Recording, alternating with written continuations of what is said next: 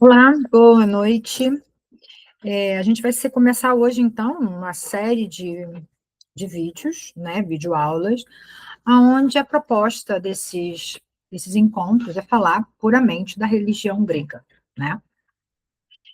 E como todos nós sabemos, a religião grega, ela é ortoprática, então significa que nós vamos falar de práticas, significa que nós vamos falar dessa prática correta. Ah, quem já está me acompanhando aqui no canal, já viu que nós estamos fazendo uma leitura do livro de Salúcio, Os Deuses e o Mundo, né, onde a gente se aprofunda mais em questões filosóficas, e se debruça mais em alguns pontos. E, e provavelmente, ao longo desses encontros, né, nós vamos abordar alguns livros, como o próprio Salúcio, como Mito e Religião, a Grécia Antiga, de Jean-Pierre Verman, o pensamento, a origem do pensamento grego. Nós vamos também falar de Walter Bucket, né? Vamos estar usando também Robert Parker, que são autores que historiadores e que se debruçaram a sua vida inteira a fim de desvelar, de conhecer, né, e de organizar essa religião, que vou tentar, de uma forma sucinta, né, repassar para vocês aquilo que eu tenho buscado durante algum bom período. Olá, Rangel, seja bem-vindo. Boa noite. Está sendo gravado a live, se você quiser deixar sua imagem fechada, não tem problema nenhum, tá?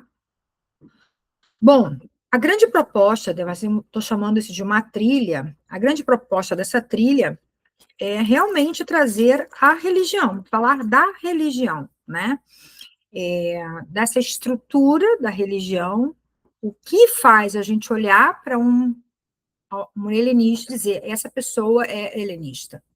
Isso é uma das coisas assim que, enquanto helenista, enquanto praticante da antiga religião étnica grega, eu venho me questionado o que pertence exclusivamente e é notório para quem pratica a religião grega. Então, essa trilha, a gente não vai achar misticismo, a gente não vai achar a minha opinião, vocês não vão ver eu falando da minha experiência, né? Ou seja, da algo que cabe somente para mim. Aí vocês vão ver eu falando daquilo que pratico, né? E pratico baseado nessas fontes que eu trago para vocês.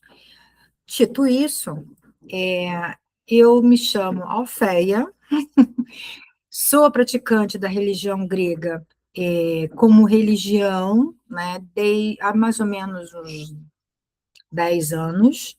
Nos últimos 5 anos, eu tenho vivido dentro de comunidade grega, comecei dentro da Lavres.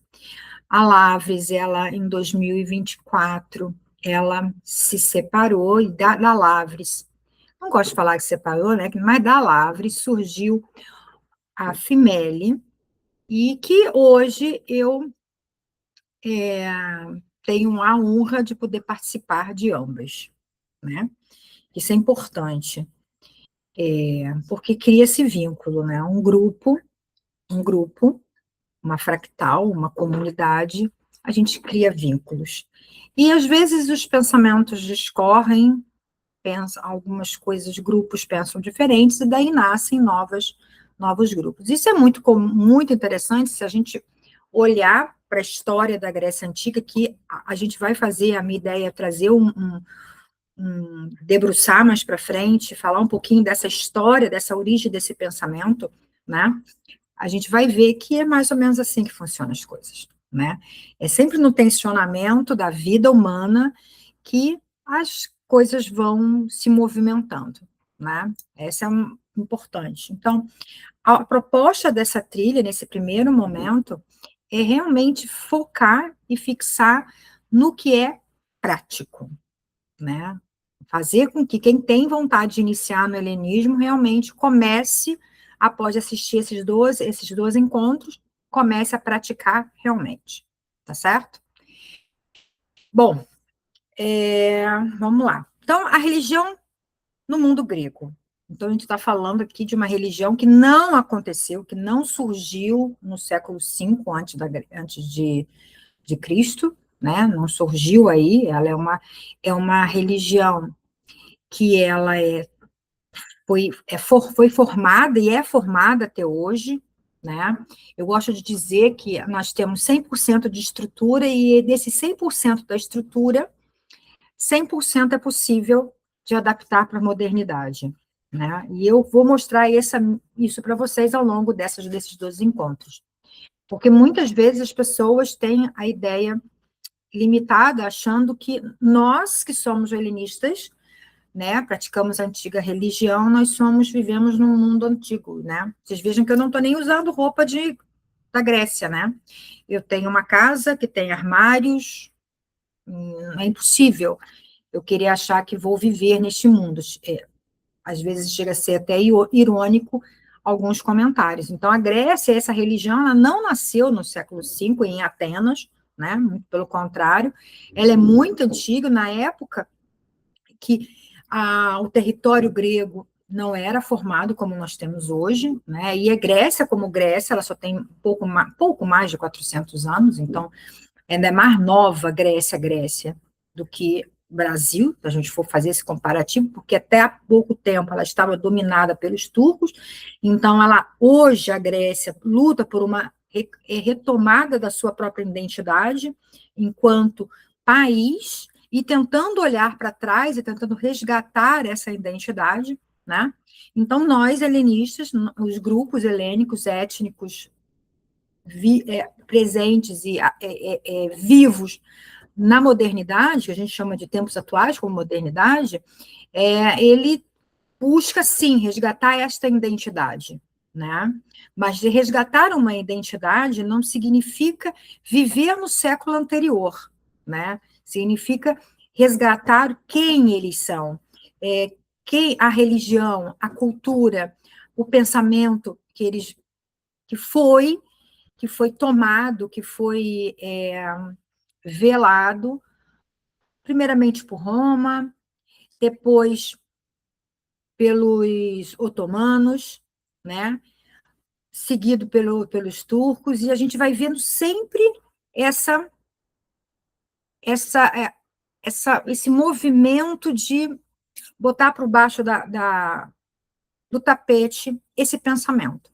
Então, a religião hoje, ela tem enquanto Grécia, ela tem esse objetivo legítimo, né? Porque essa religião pertence aos gregos, e nós, enquanto estrangeiros que nós somos, né? Nós precisamos aprender e compreender, não só aprender, não é só reconhecer, mas aprender e compreender esse movimento atual que os gregos estão fazendo, que para nós isso é histórico, né? Eu particularmente me sinto honrada em fazer parte, como estrangeira, deste movimento de resgatar e fomentar esse pensamento, né? Essa cultura, entende?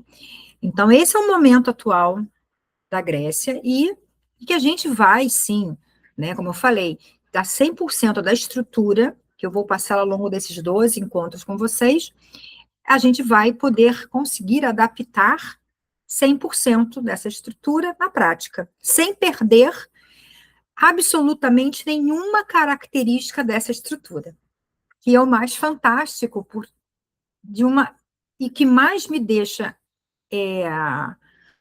encantada com a ortopraxia, né, com o fazer correto dentro dessa religião. Vamos que vamos. Então, vou botar meu óculos, porque, infelizmente, vamos botar aqui, eu tenho que passar aqui uma... Opa! Então, para a gente começar entendendo, religião no mundo grego, né, ela não é algo separada da vida, não é algo distante da vida, da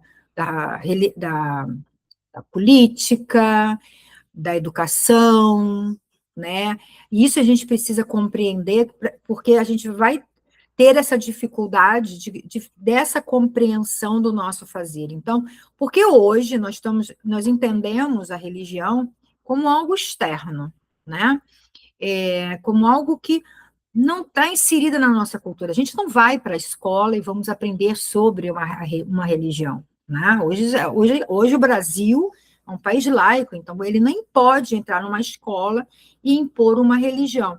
Só que na Grécia Antiga, quando nós falamos desse período todo, essa história desse caminhar todo da Grécia, a lógica é diferente.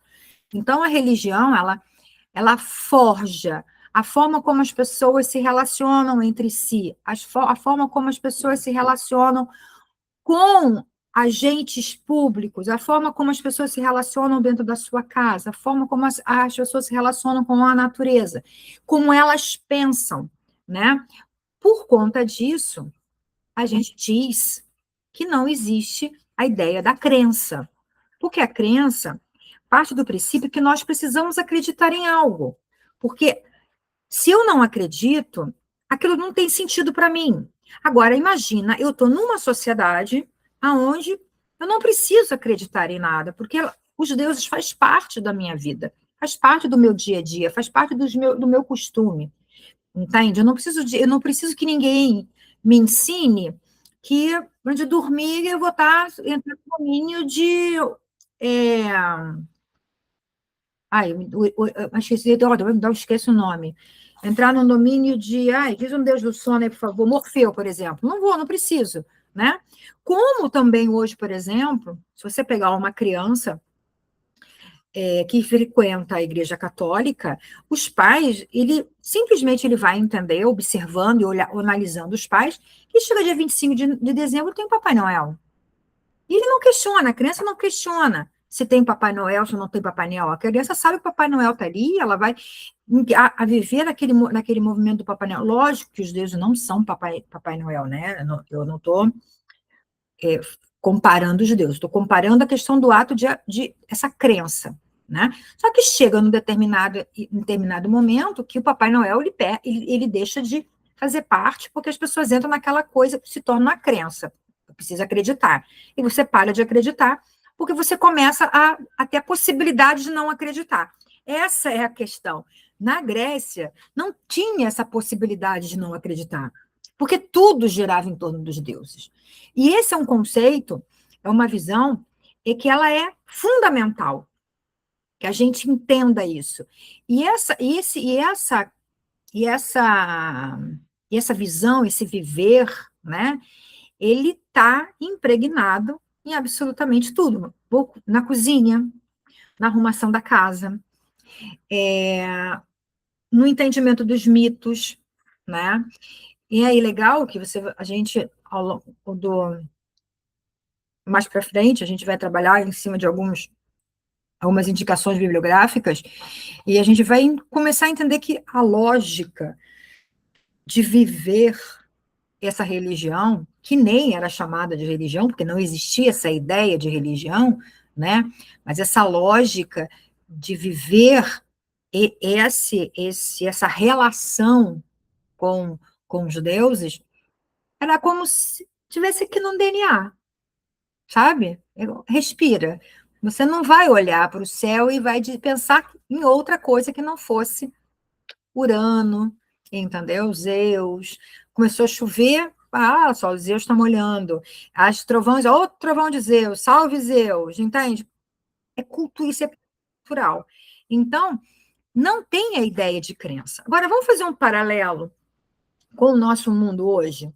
Hoje, quando a gente quando a gente escolhe uma religião, a gente vai escolher uma religião por causa que a gente acredita naquilo. Por que que acontece isso? Porque nós não estamos inseridos nesta religião. A gente tem uma quantidade absurda de possibilidades. Então, a gente acaba passando por ter que acreditar. Mas, se você olhar a estrutura da religião étnica, ela não passa por essa necessidade de acreditar. Então, a gente tem que ter fazer primeiro essa viradinha de chave. Bom, Como a gente vai fazer essa viradinha de chave no nosso dia a dia? É buscando, né, viver com os deuses, entende? E isso é muito legal, porque essa é a primeira virada de chave que nós temos que entender. Eu preciso viver com os deuses. Então, a partir de agora, tudo que nós fizemos, tudo que nós formos fazer, desculpa, tudo que nós formos fazer, a gente vai estar ligada nos deuses. Eu vou cozinhar, eu vou acender o fogo, então eu vou com a comida veio de algum lugar, a comida se transformou, a comida foi colhida, teve a colheita, teve a preparação, a carne, tudo vai passar a se tornar sagrado para você e você vai sempre olhar aquilo ali, primeira coisa, olhar aquilo ali como sagrado, né? Então, é a primeira virada de chave importante. A segunda virada de chave importante que a gente vai ter é entender que existe uma definição diferente de o que é divindade, né? Do que é divindade. E essa é uma outra. E aí a gente vai bater, a gente vai chocar com o mundo moderno, infelizmente. Ser helenista, a gente vai ter vários confrontos com a modernidade, com o pensamento moderno. Vai. É inevitável, vai. Mas eu acho gostoso pra caramba. Eu adoro pensar diferente do que a maioria pensa. Eu, sinceramente, acho que eu tenho esse lado meio rebelde. Eu gosto de olhar as coisas e observar as coisas e viver essa minha observação. E a observação é uma das coisas, é um dos comportamentos que nós vamos ter que aprender, né? Aprender a observar, aprender a ouvir, aprender a aprender, porque a gente vai se desconstituir enquanto verdades absolutas, enquanto atendimentos. Então, a primeira coisa que a gente vai entender é quem são os deuses, né? Muitos vão dizer que os deuses são forças da natureza. Ah, Zeus é o raio, Zeus mora no Monte Olimpo, Zeus é isso, a Poseidon são as águas, Deméter é a colheita. Essa é a primeira coisa que a gente vai ter que acabar com isso. Por quê? Porque se você não acabar com isso, você não vai criar rares. Nossa, aí agora você está dando um nó na minha cabeça. Por quê? Porque a rares, o conceito de rares, ela existe porque é um relacionamento com forças cósmicas, não com forças da natureza. As forças da natureza, elas são manifestações. Aí você vai dizer, mas se não é manifestação de Zeus, não é Zeus? Não, não é Zeus. Você manifesta ideias, você manifesta gestos, você manifesta a sua criatividade. Tudo isso é você? Não. Eu não posso dizer que eu sou os meus pensamentos. Eu não posso dizer que eu sou a minha criatividade. Eu não posso dizer tão pouco que eu sou a minha aparência. Por quê? Não posso dizer? Porque são passivos de mudança. Então, eu não posso dizer que Zeus é o raio, é o céu. Não posso. Porque senão ele está mudando. E se ele muda, se ele tem a possibilidade de mudança, ele não é perfeito. Então, as forças cósmicas, vocês vejam, pensar, né, dentro da lógica helênica, ela vai fazer a gente se deslocar, a gente se sair da nossa zona de conforto. Né? E esse nosso primeiro encontro, ele é basicamente fazer esse movimento para que a gente possa estar saindo dessa zona de conforto. Né? Porque se a gente não sair dessa zona de conforto, a gente não vai conseguir mergulhar neste universo como nós deveríamos mergulhar, de cabeça, né? De cabeça. Entende? De cabeça, com os dois pés, com o corpo inteiro, né? Então, quando a gente fala de deuses, né, a gente está falando de forças cósmicas. E essas forças cósmicas, elas atuam em uma rede. Alguém, todo mundo já viu uma rede de pescador, né? Uma rede de pescador, ela é toda conectada, toda emaranhada. E ela funciona como um grande manto, né? Que que se conecta, entende? Se você tem uma linhazinha ali furada, você já perde a conexão, ou então imagina, por exemplo, uma placa de eletrônica que está toda conectada, se você tem algo aberto, acabou. Então, o cosmo é essa conexão, é essa teia de onde uma divindade se conecta com a outra, que se liga com a outra, e que se trocam as ligações. Então, quando a gente consegue compreender o que é a força cósmica e para de pensar nos deuses como personagens de mitos, quando a gente para de pensar nos deuses como arquétipos, né? Quando a gente para de pensar nos deuses como natureza e começa a olhar para os deuses como forças desse cosmos, que organizam, que estruturam esse cosmos, outra virada de chave a gente começa a ter quando nós olhamos o quê? Os mitos. Porque filosofia não é religião, os mitos também não fala, não é religião, né? Nós não estudamos os mitos para praticar religião. A religião é prática, né? Mas tudo isso dialoga, porque está tudo junto, está tudo dentro do mesmo pacote. Não tem como eu tirar os mitos, tirar a minha vida, a minha postura na sociedade. Eu não tenho como tirar a minha postura na sociedade, não tem como tirar a forma como eu penso da religião, não tem como tirar da religião a minha necessidade de construir e de discernir e de avançar meu pensamento. Não tem. Porque se eu fragmento, eu deixei de ser politeísta, eu deixei de ser helenista. Aí vou fazer uma outra prática. Então, dentro da religião, a gente acaba vivendo tudo isso simultaneamente. Mas a religião em si é o ato. E é super simples esse ato. Por incrível que pareça, isso é super simples, né? Mas a gente precisa desses conceitos para conseguir compreender essa prática. Bom, os mitos, então, eles entram, eles perpassam para ensinar, para nos ensinar sobre a cosmovisão, sobre o que é harmonia, o que é o equilíbrio, o que é ordem, o que é desordem. Naquele livro do Salúcio, ele fala muito, de uma forma muito interessante, que os mitos, e se a gente pegar a teogonia, né, até teve um debate no nosso grupo sobre que eu propus para vocês pensarem um pouquinho o que é mentira e o que é verdade, né? E por que que os mitos contam mentiras e verdades? E o que seria essa verdade? O que seria essa mentira? A verdade, ela está ligada diretamente com memória, né? A verdade está ligada com aquilo que está oculto.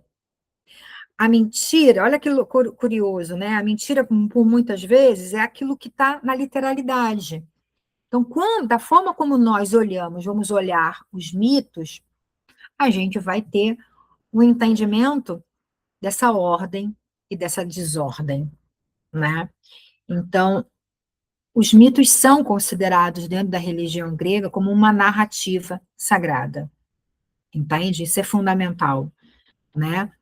Vai ser e estudar os mitos, entender os mitos, vai nos ajudar bastante a compreender essa ortopraxia, essa forma, não ter uma forma de atitude imposta, porque esse é outro ponto interessante. A gente não é uma prática dogmática. Eu não tenho uma forma de pensar absoluta. Eu tenho uma forma de pensar estimulante. Ou seja, o que é isso? O pensamento, o desejo de pensar, aquilo que me leva a viver, é o desejo de fazer melhor, é o desejo de fazer correto. Essa é a sacada do pensamento, e isso não é dogmático, porque literalmente é a prática do exercício prático do pensar. Ou seja, o mito vai fazer isso. E o mito carrega algo bastante peculiar, porque a linguagem do mito é uma linguagem, porque ele esconde coisas, né? O mito, ele não se revela para qualquer pessoa, né? Ele não se revela para qualquer pessoa. E ele se revela de várias maneiras para a mesma pessoa. Essa é a grande diferença, e por isso que ele se torna tão sagrado, e por isso que ele ajuda muito a nós, helenistas, a pensar, a desenvolver a nossa capacidade de discernir,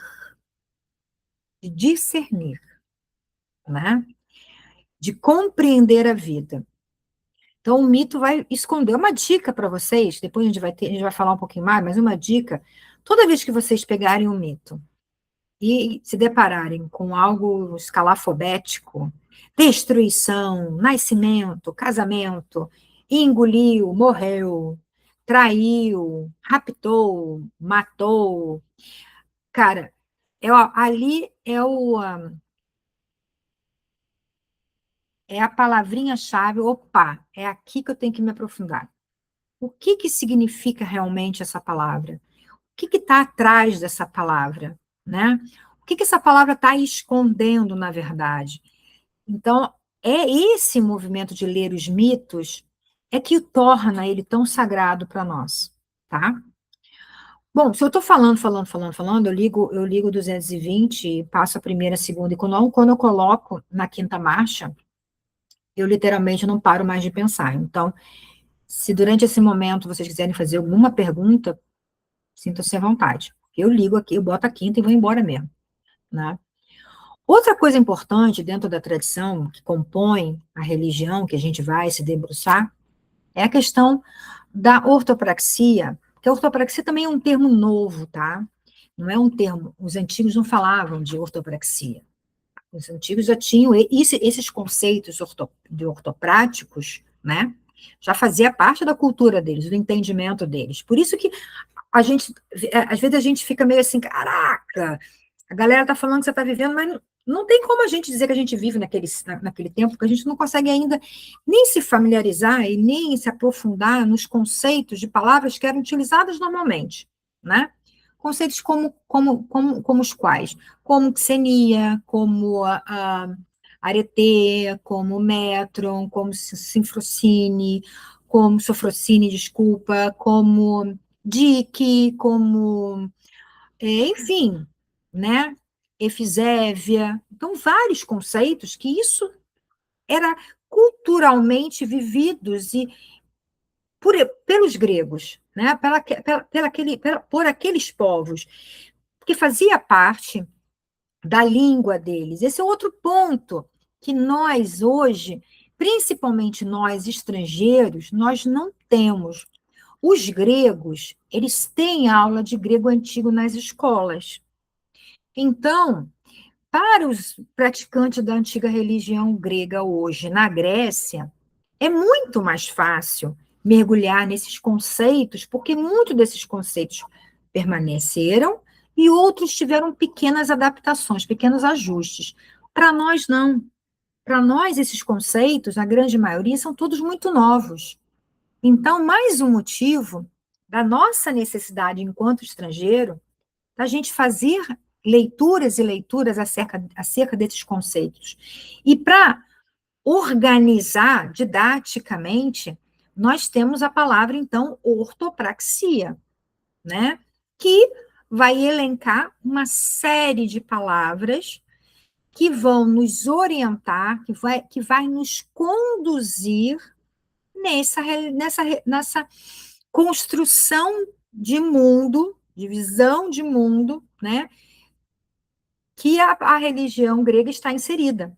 Então, vocês vejam o quanto que é importante, e olha que movimento incrível que nós precisamos fazer, que não basta simplesmente gostar dos deuses para ser helenista. né? Não adianta, você pode adorar ler os filósofos, a gente pode adorar um monte de coisa, a gente pode gostar de um monte de coisa, mas não basta, né? Porque para ser helenista, a gente vai precisar sim entender essa estrutura na qual nós não estamos inseridas e passamos longe dela. Passamos longe dela. Por exemplo, o conceito de hospitalidade, xenia. Se a gente chegar para você e disser, se você pegar no Google e traduzir xenia, vai dar lá hospitalidade. Mas será que xenia é realmente hospitalidade? Será que o conceito, a ideia de hospitalidade é o mesmo conceito que nós temos hoje na modernidade? Não, não é. Não é. Né? Hoje o xeno, né? Xeno é estrangeiro, é o que está de fora, né? Vem de fora. Literalmente é o de fora, né? Não é nem estrangeiro, é o que está de fora. O xeno, ele poderia ser, inclusive, pessoas da mesma família, da mesma fractal, mas de ícons diferentes. Então, a xenia também passa pela família, também passa pela relação do que está fora, dos visitantes. Mas xenia poderia ser um ato de xenia colocar o nome do meu avô no nome do meu filho. Então, o babado é muito maior. A relação com essas palavras, elas são muito mais profundas. E a gente vai ter algumas palavras que vão ser o carro-chefe. E são palavras iniciais que eu vou jogar para vocês hoje, que é a primeira. Vocês vão ouvir demasiadamente as pessoas falando, eu, pelo menos, efisévia, né? A efisévia não é fé. A efisévia, ela é traduzida hoje como piedade, mas a efisévia, ela junta duas palavras, o ef, que é um radical que eleva, sevesmos, acho que é assim que fala, que é o respeito. Então, é um respeito elevado. É um respeito que vai te coloca naquele lugar, que te conecta naquele momento. A gente não fica diante dos deuses de qualquer maneira. O nosso corpo vive, se coloca em efisévia. O nosso pensamento se coloca em efisévia. Os nossos gestos, a nossa voz se coloca em efisévia.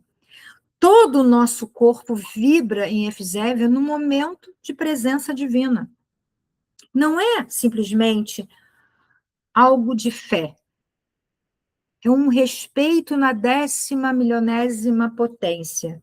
Por quê? Porque a relação que nós temos com o divino, ele exige, dentro da ortopraxia, dentro da estrutura, ele exige essa minha presença. Ela exige que eu entenda o meu corpo, que eu entenda o meu pensamento, entende? Que eu entenda o contexto que eu estou vivendo naquele momento ali. E que eu esteja realmente presente naquele momento. Não é somente estar com o corpo. Se você não está legal, é melhor, às vezes, nem participar da cerimônia. Porque se você não vai poder estar de verdade, em se entregar o seu corpo, entregar a sua voz, entregar a sua alma, sabe? Projetar tudo isso naquele momento, é melhor nem participar. Entende? Mas isso, presta bem atenção, todo esse exercício é um exercício de fazer. Eu não acho, eu não creio, eu faço. Então, se eu vou participar de uma celebração, eu vou participar de uma celebração, eu estou na celebração. Compreende que a palavra máximo respeito, ela tem uma ideia que vai muito além de acreditar, de muito além da própria tradução da palavra, né? Uma outra palavra que a gente fala muito é o métron. O métron, ele com uma medida certa. Mas a medida certa, ela, como o daimon, né?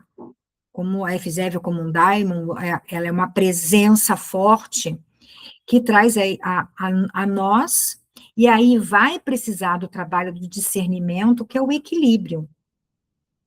O que é o equilíbrio, né? Até onde o metro nos leva, junto com o metro vem o excesso, a híbris, e vem a harmonia. Por que a híbris está com o metro? Porque, cara, a gente sente na hora que está passando dos limites. É muito louco. A gente, quando começa a exagerar nas coisas, a gente, opa, estou passando, estou demasiada num lugar, ou seja, estou em excesso de um lado, ou excesso para mais, ou excesso para menos.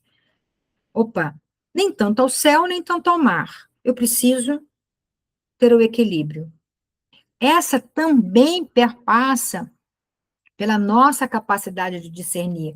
E isso também perpassa pelo desenvolvimento da nossa maturidade. Então, a gente não pode exigir do outro que ele tenha uma maturidade que ele não está no momento dele ainda. A fruta só cai do pé na hora certa. Então, uma criança, quando vai participar de um rito hoje, a gente, enquanto mais velha, a gente vai ter que entender que a maturidade dela, naquele momento, vai haver limitações. E isso acontece com quem está iniciando. Eu gosto de dizer que quando a gente inicia, nós somos uma criança.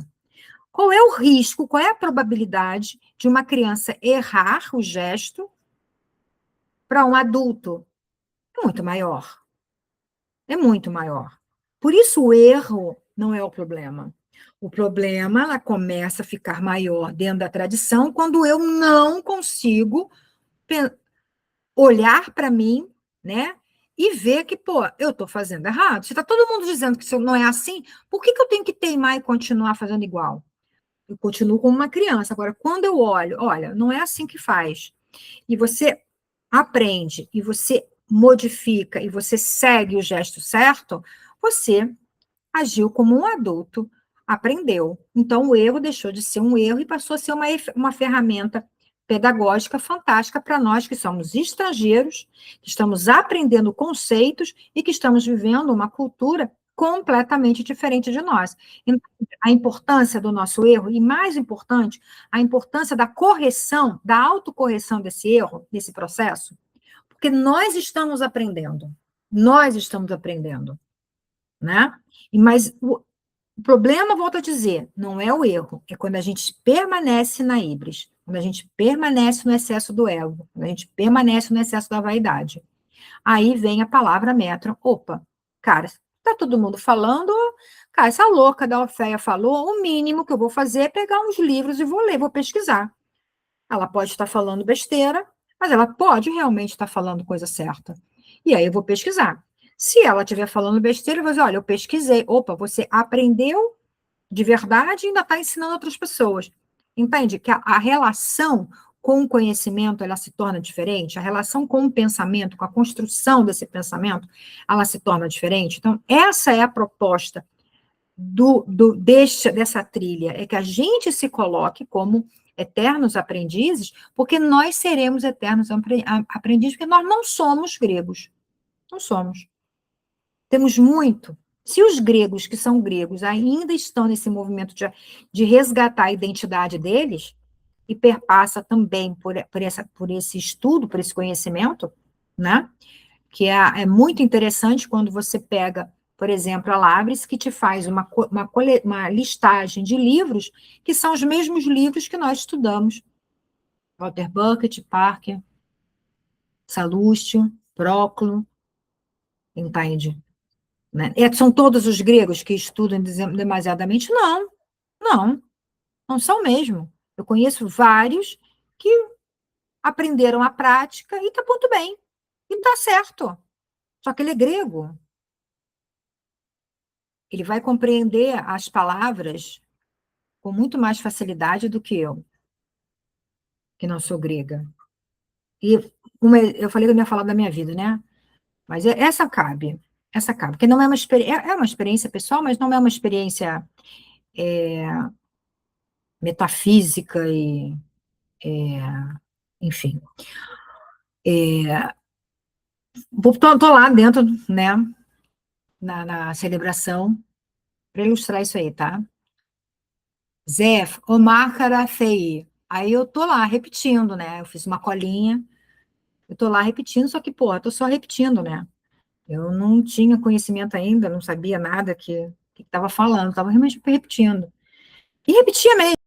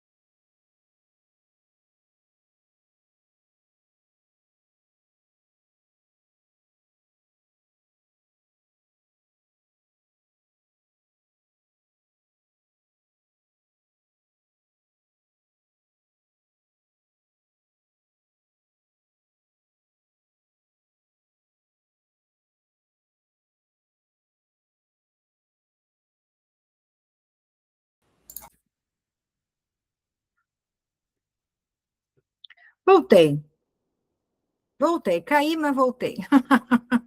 Não, diabo deu aqui. Vamos lá.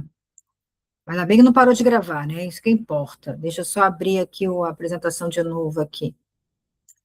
E eu vou continuar contando a minha história, e aí você vai entender onde eu quero chegar. E aí eu tô lá somente repetindo, né? Repetindo, repetindo, repetindo, nem literalmente uma macaquinha de repetição. E sem entender palavra por palavra. Aí, quando foi no ano seguinte, eu cheguei para o Yannis e disse assim, Yannis, eu tenho uma coisa para te contar. É que nem uma criancinha, sabe? Uma criança quando descobre alguma coisa e eu olhei, fala, Samia. Eu olhei assim, cara, agora eu sei o que, que eu estou falando. Eu consigo agora entender o que, que é Zef, Omácara, e aí ele, sabe, agora você sabe? Até agora você não sabia? Eu falei, não, agora eu sei o que, que é. Ele deu risada. E quando eu comecei a falar, sabendo o que eu estava falando, o hino ficou mais saboroso. É isso que acontece. Às vezes a gente só reproduz. A criança começa somente reproduzindo. O que eu tenho que abrir aqui? A criança começa somente reproduzindo. Com o tempo, essa criança ela começa a entender o que ela está fazendo. Assim somos nós hoje, dentro da tradição. A gente começa apenas reproduzindo, fazendo o que tem que ser feito.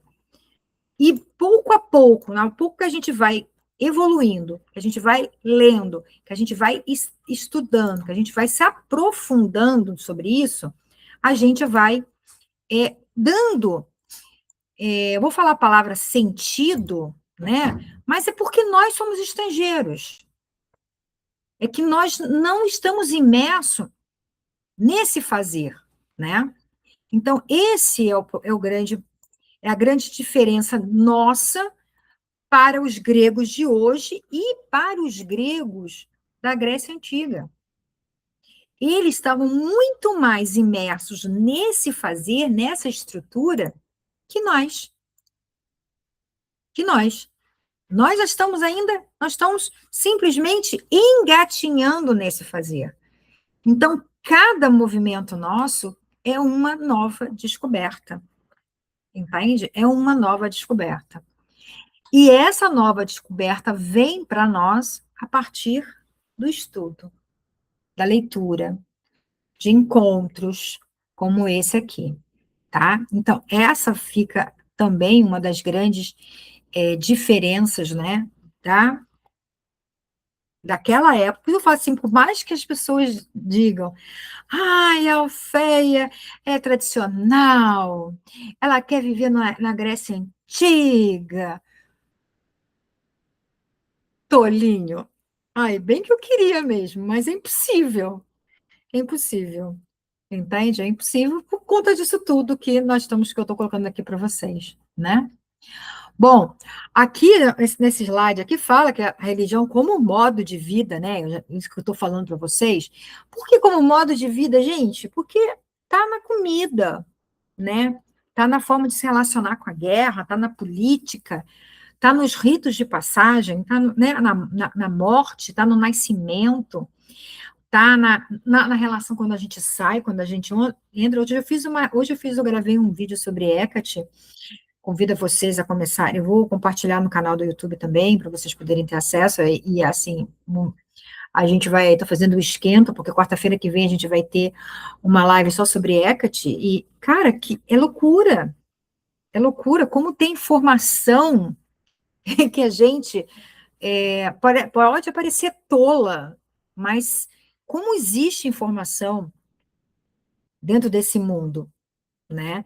E eu falei assim, gente, será que quando eu morrer eu vou ter tido condições de aprender pelo menos a metade de tudo isso? Porque é muita informação. Mas a gente vai, como diz os gregos, cigar, cigar, né? Pouco a pouco a gente vai é, vivenciar, aprimorando e nos relacionando. Mas por acalmar o coração de vocês, mas com essas 12 aulas aqui, a gente vai praticar, praticar mesmo, e você vai ver que a gente começa a praticar que nem uma criancinha, somente imitando. E pouco a pouco a gente vai aprimorando, né? Ficou até bonitinho, até rimou. Mas é assim, literalmente é assim, né? Literalmente é assim. E eu me lembro que nas minhas primeiras celebrações junto com Demétrios, na época do que Eric Ritari, nós tínhamos uma folhinha onde a gente seguia aquele roteirinho fielmente. Lógico, de tanto fazer, a gente decorou, né? Imagina. Mas a gente tinha esse roteirinho fiel e a gente fazia. Porque a ideia é fazer o correto. E o fazer correto vem com a prática. Quanto mais você pratica, quanto mais você faz, mais correto isso vai ficando e mais internalizado isso vai ficando, né?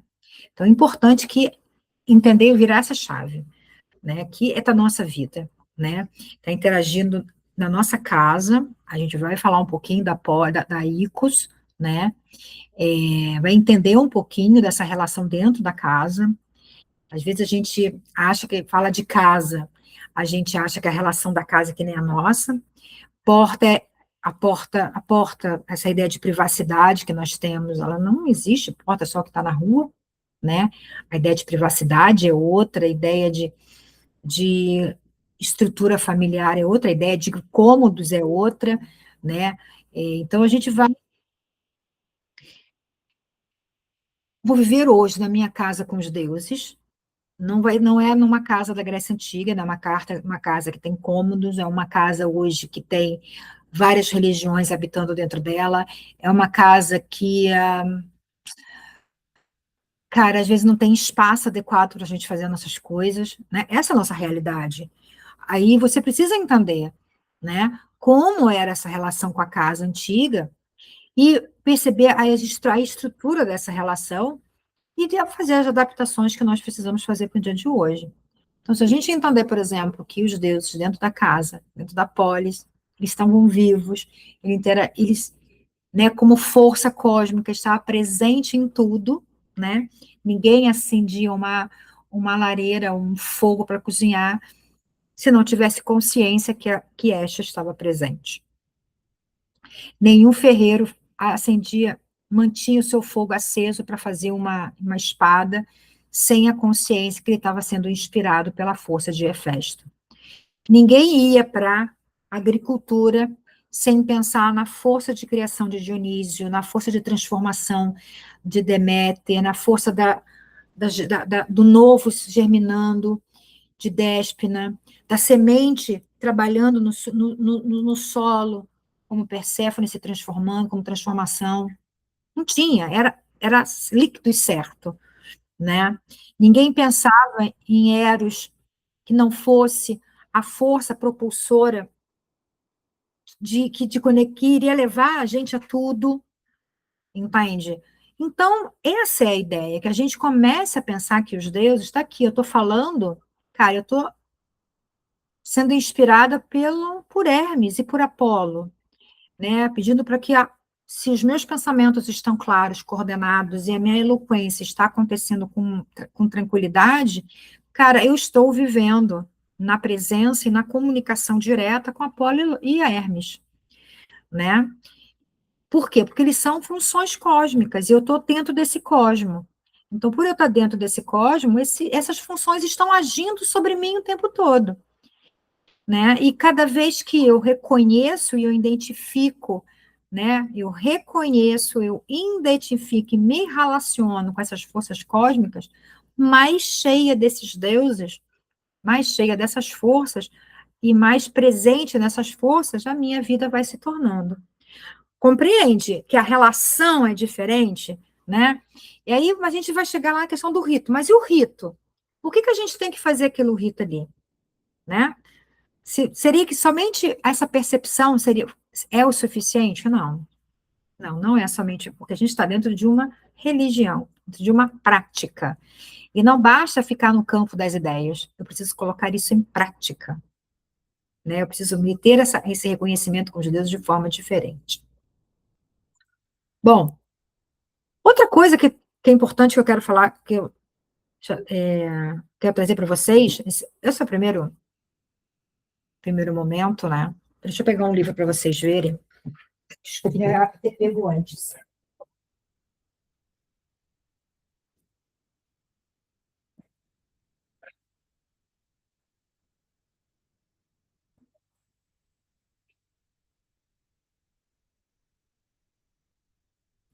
Vamos lá.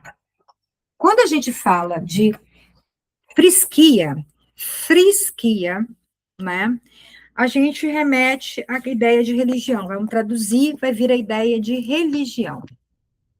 Essa o conceito de frisquia, frisquia, ela vai além disso, né? Ela tem mergulha de forma um pouco mais profunda para nós.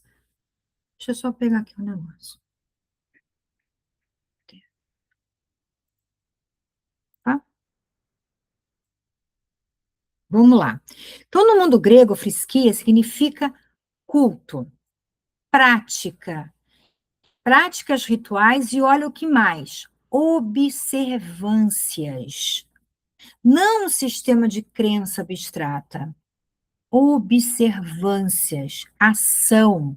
Então, quando falamos de religião, de frisquia, não de religião, é um conjunto, então, de tudo isso, de práticas. E o que engloba? Ou seja, porque isso é fundamental, a religião grega é isso, e sem isso ela não é religião grega, gente. Essa é a estrutura da religião, e se eu tirar isso da estrutura, acabou. Essa é a estrutura. A estrutura não tem adaptação. Olha que curioso, mas eu falei, mas eu consigo adaptar 100%. Consigo. Eu vou mostrar para vocês. Mas sem modificar a estrutura. Então, uma frisquia, ela vai compor o quê? Ela vai ter ação. Ela vai ter sacrifício, mas não mais sacrifício de animais, tá? Nós vamos ter, no lugar de sacrifícios para animais, eu posso fazer outros tipos de sacrifícios, como, por exemplo, sacrifícios de vícios, né? Eu vou ter oferenda, a oferenda faz parte da religião. Libação faz parte da religião. O prece faz parte da religião. O altar faz parte da religião.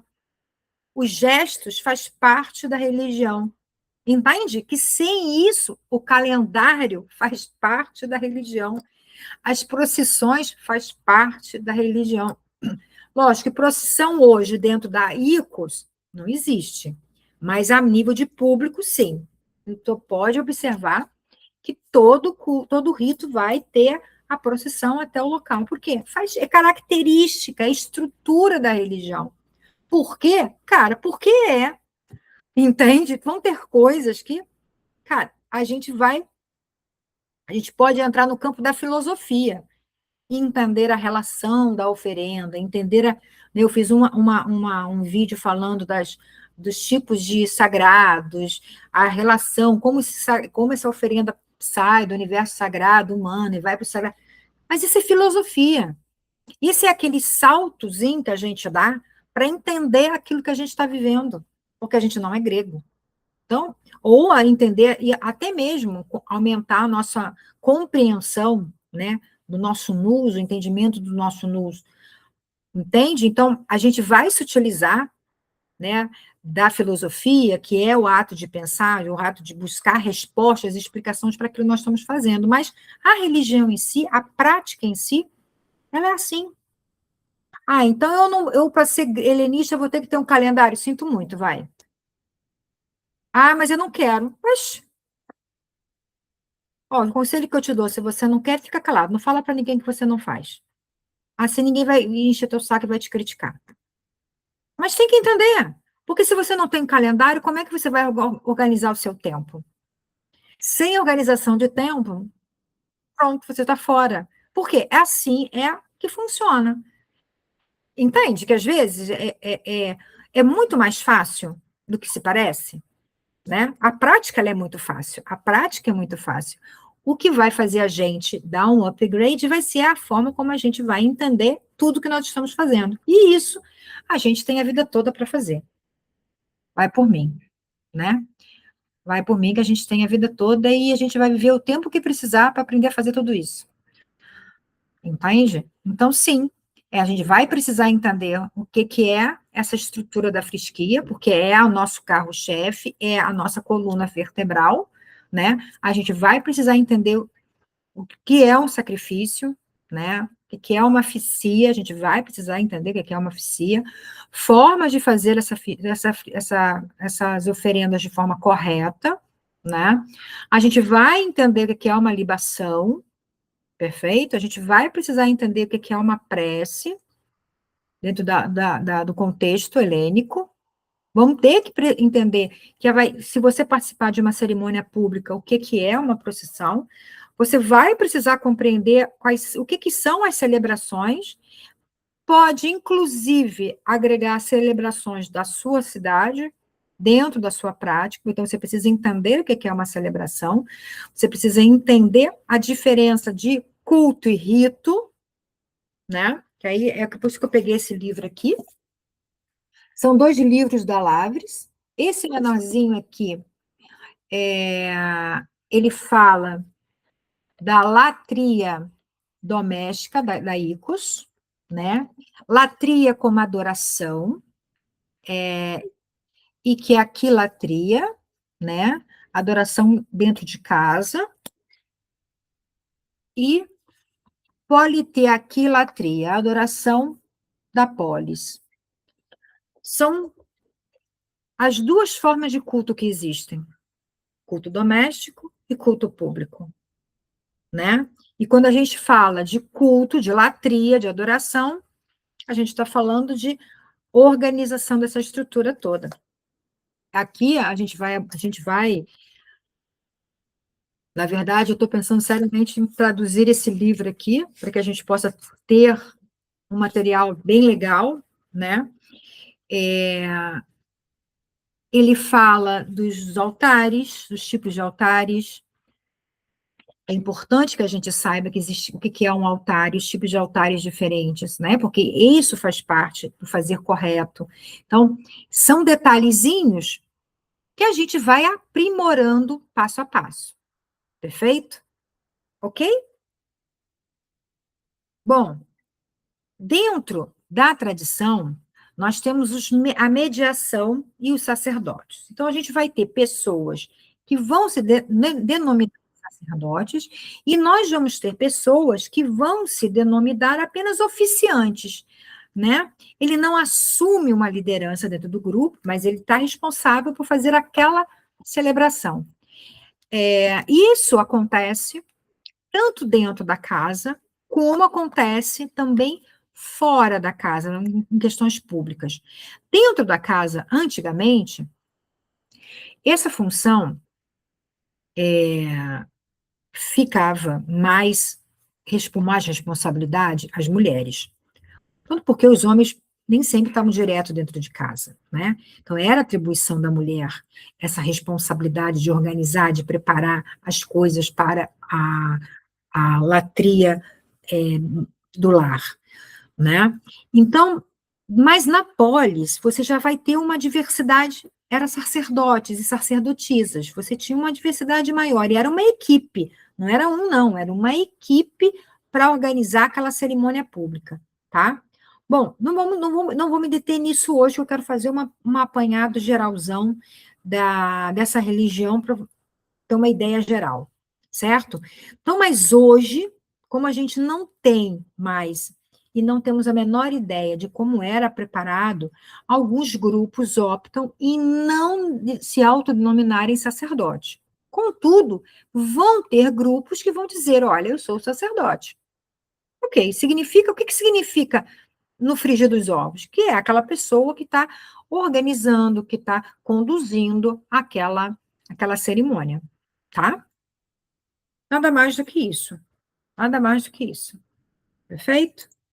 Bom, e por fim, né, nós temos que fomos falar sobre sobre o cosmos. Por quê?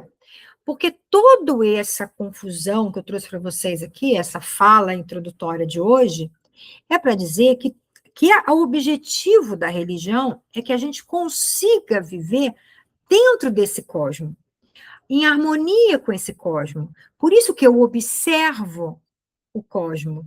Eu observo as forças da natureza, eu observo as forças, as potências cósmicas. Olha só o que eu estou falando. Eu observo a natureza e eu observo e me relaciono com essas potências cósmicas. Então, eu vou observar as árvores, vou observar os animais, eu vou me relacionar com a natureza, eu vou me relacionar com as forças cósmicas, né? Como eu falei para vocês aqui, para eu falar, eu estou tendo a inspiração, né? Me preparei para isso, né? Estudei, me preparei para poder estar falando para vocês de Apolo e capacitei a minha eloquência através da minha inspiração do Logos organizado. Entende? Então, eu tenho Hermes e tenho Apolo, mas também tenho Atena, porque eu estou buscando o que? O equilíbrio, eu estou buscando a sabedoria, usando as palavras mais apropriadas para o contexto, está entendendo? Ou seja, olha como as forças cósmicas estão aqui, estou cuidando da híbris, do metro, para não passar dos meus limites, está entendendo? Então, isso, tu tem um calendário de atividades, olha só, toda a organização para estar aqui hoje, né? Então, essa organização que eu trago para a minha vida, eu aprendo aonde? Olhando o cosmos, olhando esse mundo, essa totalidade toda que está em volta e dentro de mim, né? Então, o conceito de cosmos significa ordem viva e bela do todo. E quando eu falo de belo, de beleza aqui, eu não estou te falando beleza estética. A beleza para os gregos, nada mais, nada menos do que é o equilíbrio, que é a harmonia, né? Sem harmonia, não é belo, entende? Então, isso é a ideia de cosmos, né? Ordem. O humano age em sintonia ou em ruptura com esse cosmos. Por isso que o calendário é importante, porque se eu não tenho meu calendário, como é que eu estou organizando o meu tempo? Sacou? Se eu não tenho uma estrutura do meu rito, como é que eu faço o meu rito? Como é que eu vivo o meu rito? Se eu não sei o que eu estou fazendo. Então, tudo que nós pensarmos dentro da religião, ela se torna altamente organizada, estruturada, entendeu? Organizada e estruturada. Bom, o que mais aqui? Sim. Aí eu coloco aqui participando de uma tríade sagrada, que é Deus, humano e natureza. Aquilo que eu falei para vocês há pouco tempo. Essa relação, né? Eu observo, eu vivo com, entende? Então, essa tríade relacional, daí nasce a ideia da Haris, como reciprocidade. A Haris é a nossa relação, é como eu estou me envolvendo nisso tudo. Então, quando eu pego e organizo o meu tempo, quando eu pego e sei a natureza que eu estou vivendo, o local que eu estou vivendo, eu entendo o tempo, o local, a geografia, tudo. Eu estou vivendo nessa tríade, nesse relacionamento com o cosmos, entendeu? Então, essa é a ideia importante, né? As ideias mais importantes que a religião grega, ela são viradas de chaves importantes, necessárias, fundamentais, para que a gente possa começar a partir do próximo encontro, possa, então, estar entendendo e compreendendo essa religião, né? Que ela é prática, ela é prática para você, ela tá na relação com os deuses, né? Porque a gente vai entender, quando for falar da oferenda, vamos falar, a gente vai entender um porquê de cada coisa, né? Que eu não quero também me alongar muito, demasiadamente hoje, mas a gente vai conseguir compreender isso melhor, essa estrutura, viver essa estrutura melhor. Então, volto a dizer que ao longo desses 12 encontros, né? A gente vai conseguir se deslumbrar, se debruçar dentro dessa religião de forma prática, efetiva, e nós vamos ter a nossa vida toda para nos aprofundar em cada conceito, em cada entendimento, em cada relação com essa religião. Bom, eu prometi 1 hora de encontro, 1 hora fechou.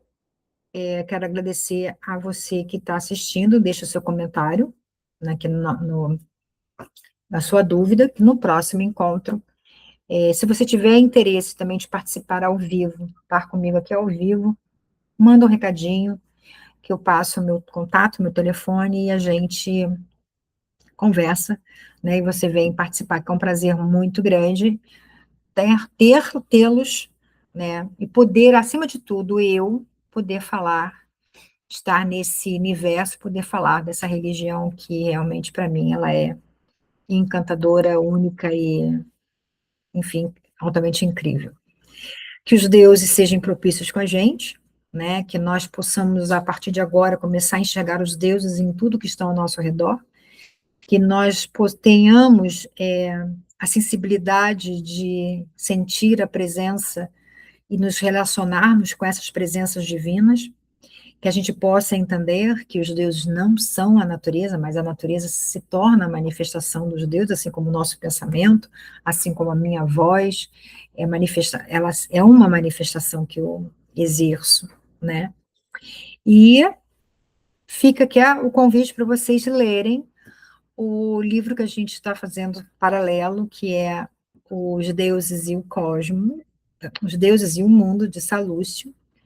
É um livro bem fininho, mas é de uma complexidade absurda, que vai ajudar bastante a compreender, e paralelamente eu também estou fazendo alguns vídeos, lógico, sempre colocando assim da minha interpretação, do meu momento, né? Porque cada vez que a gente lê, cada vez que a gente se aprofunda, a gente traz um olhar mais aguçado, e vai tirando um véu da ignorância, um véu da cegueira, um véu da tolice, né? E a gente vai se aprimorando nessa verdade, né? Desvelando as verdades a véu após véu. Essa é uma ideia legal. Bom, então, muito obrigada, que os deuses nos abençoe, e até o nosso próximo encontro, que será na segunda-feira, também às 19 horas, tá bom? Até mais.